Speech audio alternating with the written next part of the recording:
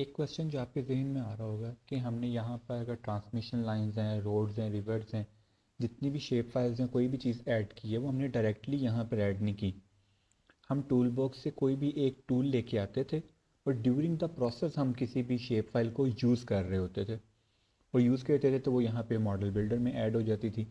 लेकिन अब जैसे मैंने आपसे असाइनमेंट में या लैब रिपोर्ट में ये चीज़ रिक्वायर की है कि आपने सोलर मैप को भी यूज़ करना है।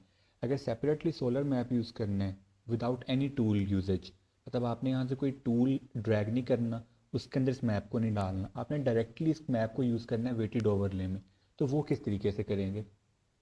उसका तरीका ये है कि आपने मॉडल बिल्डर के अंदर जाके डाटा को ऐड करना है। अगर आप यहाँ से डाटा को ऐड करते हैं that means you are adding your data in GIS, ठीक है। और जब आप यहाँ से करेंगे that means your data is added into the model builder, ठीक है। अब हम यहाँ पे क्या करेंगे, इस सोलर मैप को मॉडल बिल्डर के अंदर ऐड करवाएंगे। फॉर एग्ज़ाम्पल मेरा डाटा पड़ा हुआ है, ये आ गया आपका सोलर मैप, ठीक है। ये आपका सोलर यहाँ पे इस तरीके से ऐड हो गया, ये सेपरेटली एक मैप ऐड हो गया अब आपका, ठीक है। मैंने ऑलरेडी इसको ऐड करके भी इसको परफॉर्म किए, ठीक है।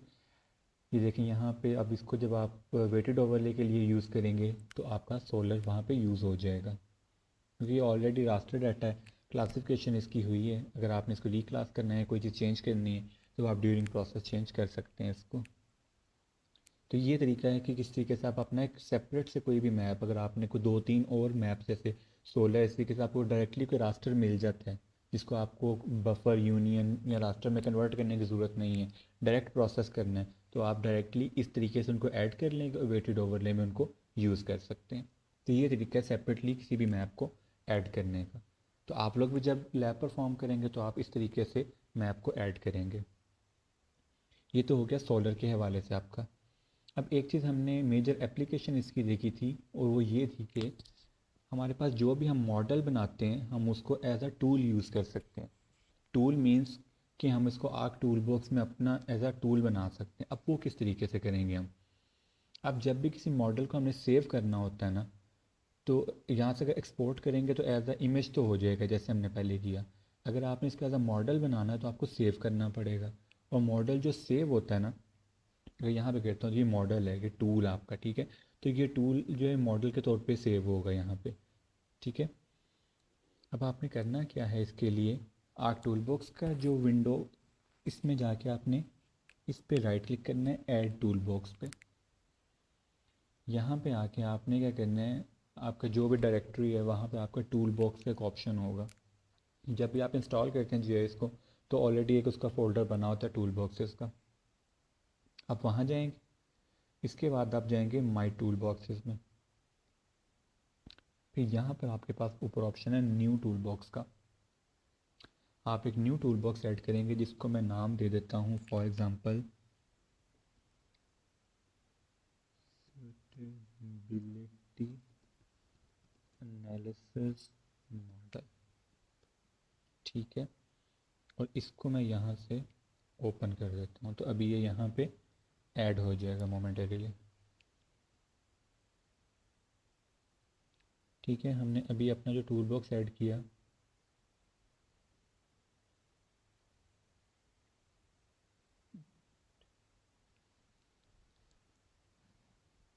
यहाँ से इसको ऐड करते हैं। आई गेस उसका नाम शायद टूल बॉक्स ही आ रहा है,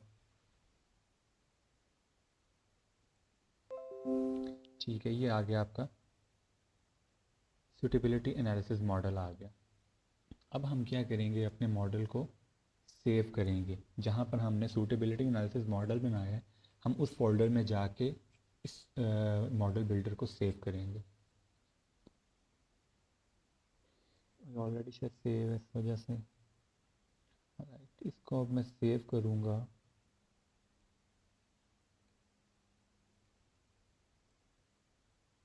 इसको मैं नाम दे देता हूँ यहाँ पे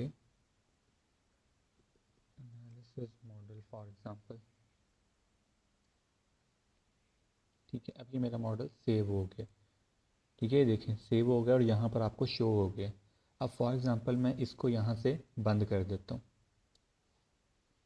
दैट मीन्स के मैंने अपना मॉडल बंद कर दिया है।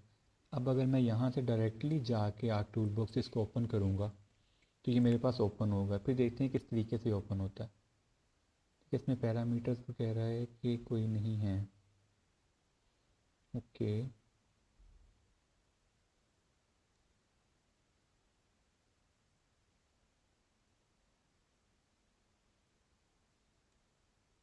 इसको अब यहाँ से ओके कर दें।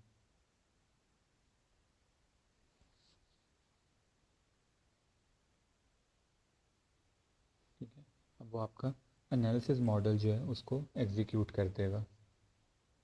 जब देखिए यहाँ पे आप देखेंगे ना, जितने स्टेप्स आपने पहले किए हैं वो सारे यहाँ पे आपको होते नज़र आ रहे होंगे। रिक्लासीफाई हो रहा है, ठीक है, ये बफर कर रहा है, बफर 2 चलेगा, फिर यूनियन 2 आएगा। वो सारे स्टेप्स जो हमने किए हैं उन सबको ये करेगा। उसके बाद हमारा वही मॉडल दोबारा से ओपन हो जाएगा। कि अभी ये कंप्लीट नहीं हुआ, नीचे 100% आ रहा है, लेकिन जब यहाँ पे कंप्लीट आएगा तभी हम इसको करेंगे।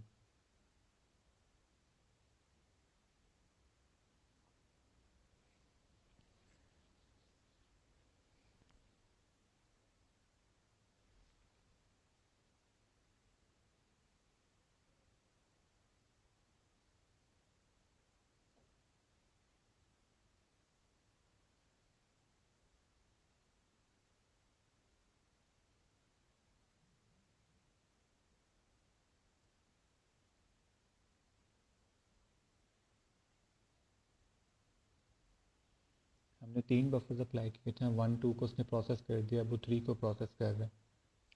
सारे जितनी भी इसमें चीज़ें थी, जितने टूल्स यूज़ हुए थे, सारे वो यहाँ पे दोबारा से एग्जीक्यूट करेगा और फिर से हमारा जो मॉडल है वो ओपन हो जाएगा। इस तरीके से हम देखेंगे कि हमने अपना जो एक टूल बना दिया इसको। ठीक है, अब जब भी चाहें इसको खोल के इसको मॉडिफाई कर सकते हैं।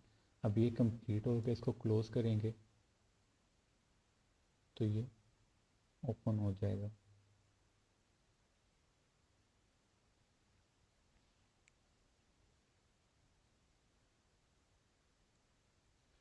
ठीक है, अब आप क्या करेंगे, इसको यहाँ से ड्रैग करके इधर ले आएं।